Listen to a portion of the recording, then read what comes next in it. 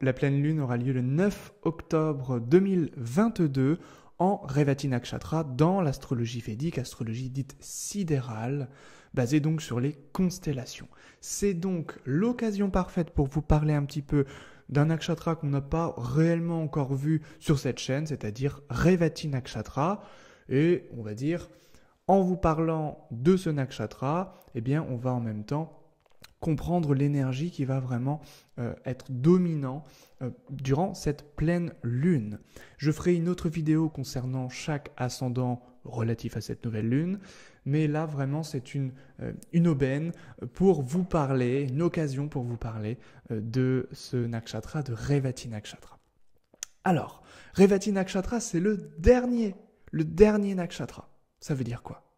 Ça veut dire que c'est le dernier qui passe. Quand vous êtes le dernier à parler, dans un cercle de parole, dans une réunion, eh bien, vous êtes toujours favorisé. Pourquoi on est toujours favorisé? Parce que comme chacun a parlé, a donné un point de vue à travers sa propre sagesse, parfois sa propre bêtise aussi, eh bien, le dernier est capable de synthétiser tout ce qui a été dit. Et ensuite, avec cette synthèse, il peut rebondir dessus et il peut emmener les autres vers un autre plan d'existence, vers un autre monde, vers quelque chose de plus élevé, de plus subtil. C'est ça Revati Nakshatra. Il a la sagesse des autres nakshatras qu'il a écoutés et à travers cette sagesse, eh bien, il peut permettre une compréhension d'un monde plus subtil, d'un monde plus vaste. N'oublions pas que Revati Nakshatra est une constellation qui est au cœur de la constellation des Poissons, dernier signe du zodiaque, signe évidemment relié à l'unité, relié au grand tout. C'est un signe mystique, les Poissons. C'est un signe d'eau, donc relié forcément à un côté intuitif, un côté émotionnel. Donc Revati Nakshatra a ce caractère ici. Et ce qui est très intéressant avec Revati, c'est qu'il est régi par la planète Mercure. Vous le savez maintenant, Mercure est en chute dans le signe des Poissons justement. Qu'est-ce que cela signifie? Tout simplement que Mercure, qui va représenter la raison, qui va représenter le mental, l'intellect, eh bien, en Poisson, il est en chute. Il ne peut pas travailler comme il voudrait, c'est-à-dire sa fonction n'est pas adéquate. Donc, la fonction typique de Mercure, c'est ici la raison, le fait de raisonner, d'être logique. Donc, évidemment, Mercure en Poisson, il y a un aspect illogique, un aspect qui transcende, dans le meilleur des cas, la raison. Dans le pire des cas, qui abrutit cette raison, qui est aveuglée, qui est plutôt dans l'instinct. Mais dans le meilleur des cas, qui est dans l'intuition. C'est tout l'inverse, c'est tout l'opposé. L'instinct, c'est suivre ses propres désirs grossiers. L'intuition, c'est avoir transcendé ces désirs grossiers pour en faire quelque chose de beaucoup plus subtil, beaucoup plus noble. Donc Mercure en chute, on est dans cette idée, évidemment une énergie à contrôler, qui n'est pas du tout de l'ordre de la raison, de la logique. Donc n'attendez pas, durant cette pleine lune, à vous servir de votre logique, de votre raison, ici. Ne prenez pas des décisions avec votre raison, ça ne marchera pas. En revanche, les intuitions seront fulgurantes dans Revati Nakshatra. Pleine lune, ça veut dire que le soleil vient magnifier la lune. Il y a un éclaircissement, ici, une illumination sur Revati Nakshatra, c'est-à-dire sur le nakshatra relatif à l'intuition. Là où le mental se tait, pour laisser place à quelque chose de plus transcendantal, de plus subtil. L'intuition, évidemment, ça nous parle aussi peut-être de l'imagination et des rêveries, bien sûr. Et Revati a un côté mystique. Revati, c'est un nakshatra qui est de l'ordre de la protection. Sur le plan physique, voilà, on protège ce qu'on aime, il y a un aspect très maternel, et il y a un aspect sacrificiel avec Revati. C'est un petit peu ce que j'appelle le syndrome de Jésus, c'est-à-dire on peut facilement s'oublier pour l'autre, pour servir l'autre, pour protéger l'autre.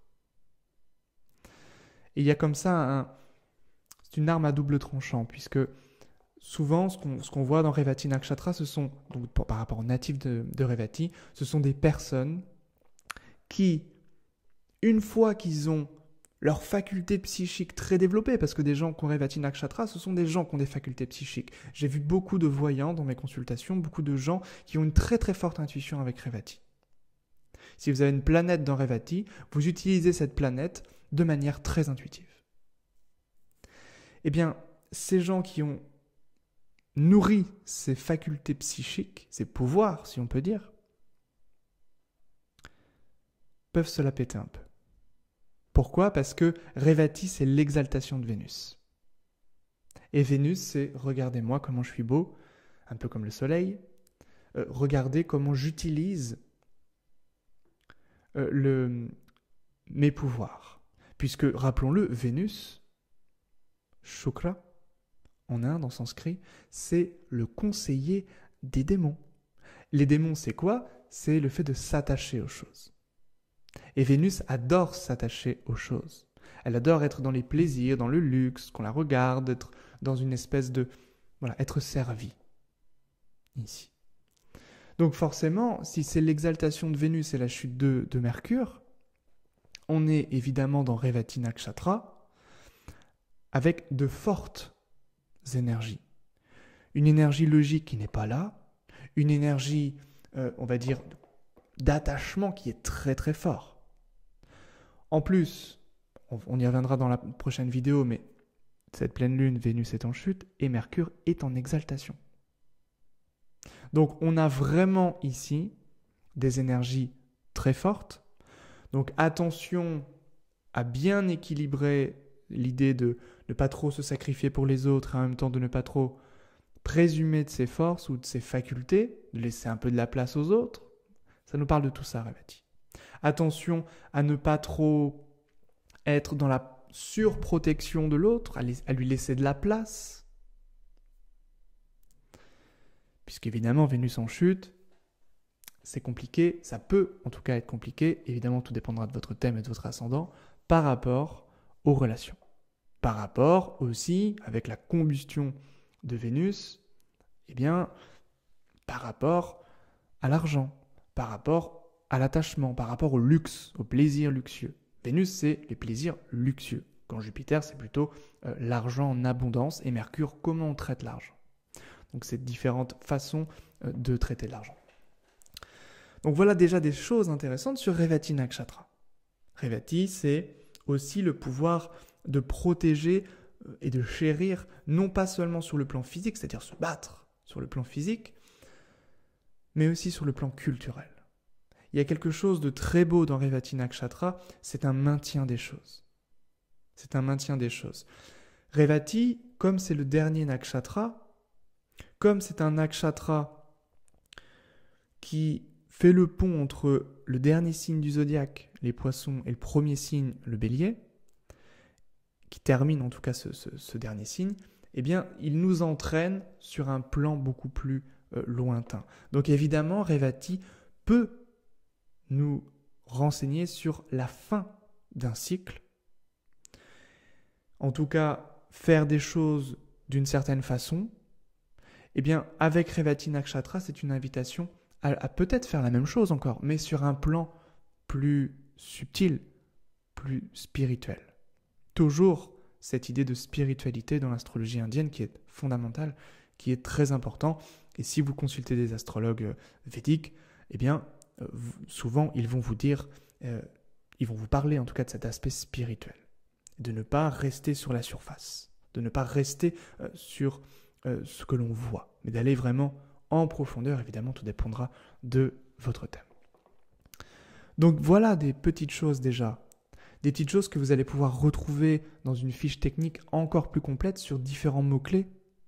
Et vous allez pouvoir retrouver par exemple la symbolique reliée à ce nakshatra, avec les animaux, avec le symbole qui est relié au poisson, ici. Le poisson parce qu'il y a cette idée de se laisser porter par le flux de la vie, par les vagues de la vie. Et évidemment, lorsqu'on force, lorsqu'on est tout raide en fait, et qu'on veut contrôler, lorsque les rouleaux arrivent, les grandes vagues arrivent, non, c'est compliqué, on se laisse emporter. Mais si on plonge dans les vagues, eh bien on est dans une espèce de... En fait, on sent à peine ces vagues. Et on est dans le flux. Et vous savez bien que les poissons, c'est le lâcher-prise. C'est la libération. C'est la maison 12. La maison 12, c'est l'éveil. Donc ici, le meilleur moyen pour s'éveiller, ce n'est pas de résister.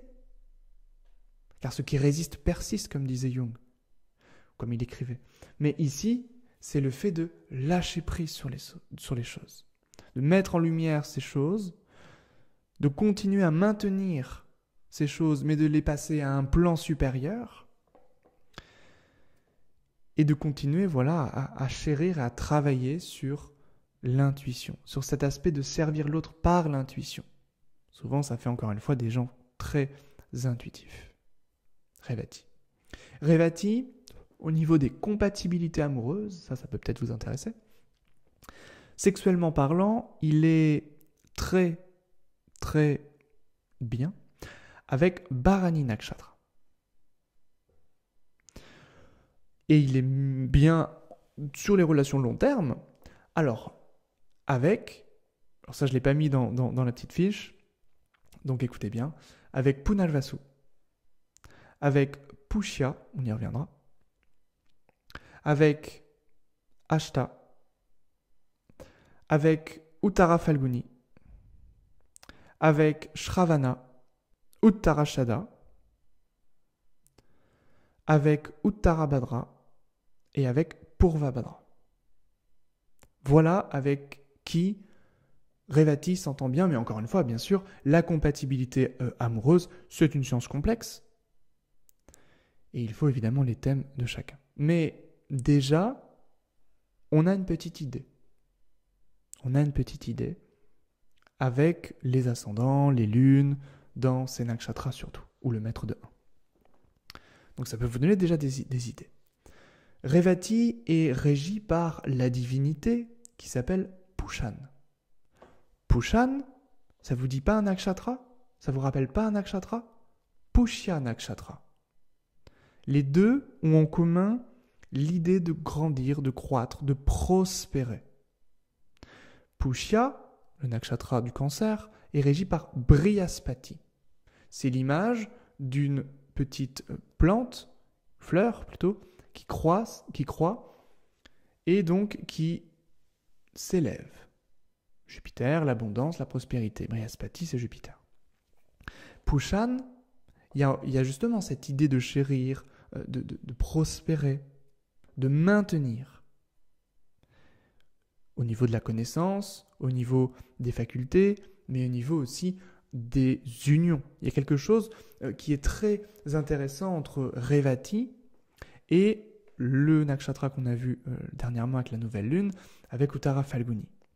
C'est relié tous les deux au mariage, aux associations. Alors, Uttara Falguni, il y a cette idée de s'unir, de s'allier pour un intérêt commun, la Vierge, ici, un petit peu le calcul, la manipulation, peut-être dans le bon sens du terme, bien sûr. Les poissons, c'est différent. C'est l'union cosmique. C'est le mariage, non pas pour un intérêt pécunier commun ou un objectif commun, mais c'est l'union pour l'union. C'est l'exaltation de Vénus. C'est l'union pour ressentir et s'éveiller et se réveiller à l'amour, avec un grand A. C'est ça, en fait, Revati Nakshatra. Donc, évidemment, si vous voulez vous marier, dès que la lune est en Revati, ça c'est intéressant. Très, très intéressant. Pour s'associer. Ce sont des pistes intéressantes pour Revati. Pushan, donc la divinité reliée à Revati Nakshatra, c'est un des 12 Adityas. Les Adityas, ce sont les fils d'Aditi. Aditi, qui est régi par Punarvasu. Donc encore une fois, on voit bien les liens qui s'opèrent entre les différents nakshatras, d'où les compatibilités. Compatibilité. Donc ça, c'est très intéressant de voir comme ça les différents liens qui s'opèrent. Les 12 Adityas, ce sont les 12 formes du soleil. Pushan en est une. C'est une manifestation de la conscience. Donc on voit bien ici que tout ce qui est relié aux Adityas, c'est relié au soleil. Le soleil, c'est la lumière. Donc ça fait souvent des gens qui éclairent le chemin des autres, qui peuvent être dans la voyance, dans l'astrologie, dans l'étude, dans la connaissance. Si vous avez par exemple une planète d'art, comme Vénus, eh bien, vous pouvez avoir des fulgurances poétiques. Si c'est Saturne au niveau de la voyance, si c'est Mercure au niveau de la science, au niveau des mathématiques. C'est un petit peu comme Einstein, si vous voulez. Il disait qu'il trouvait tout par intuition et qu'après, il lui fallait des mois et des années pour expliquer ça de manière rationnelle. Tout l'objet scientifique est là. Voilà un petit peu Revati, des petites choses sur Revati. Et si vous voulez en savoir davantage sur Revati, je vous invite à cliquer sur le lien en description pour télécharger la petite fiche technique sur Revati Nakshatra. On se retrouve dans quelques jours pour vous parler un petit peu plus en profondeur de cette pleine lune en fonction de chaque ascendant. Portez-vous bien et à bientôt. Bye bye.